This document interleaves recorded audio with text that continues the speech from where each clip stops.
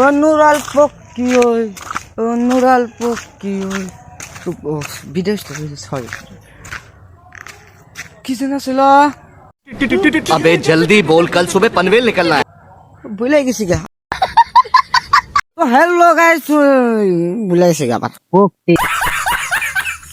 তো hello guys, কি আছেন আপনারা? আজকে কিন্তু একটা ভিডিও নিয়ে আপনি ব্লগ করার আগে একটা ভিডিও দেখা দিম। তোমার আগে খেলা যে রকি বলতে আছে, ফ্রেন্ড একটু চিনি নি, ওর বাপের নাম নুরাল।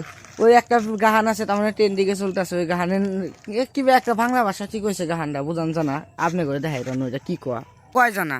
ওর সামনে কলি গেলে আঙ্গের মারবানি এত রূপে রাখে। আঙ্গের কি দোষ? ওই গানটা কিন্তু শুনতে গেলে কিন্তু শুনান হয়েছে নুরাল পক্ষী ওই।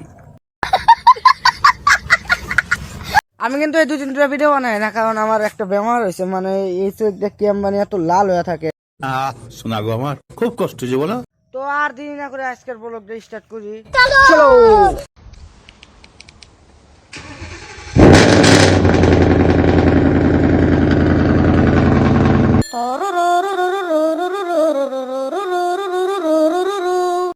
তো আঙ্গের পৃথিবী না না বিএমডাব্লিউটা নিয়ে কিন্তু পড়ছিলাম লাল মাঠে ট্রেন গেতাছে এই যে নারকলের ফার্ম দিয়ে বাড়ি মেয়ে।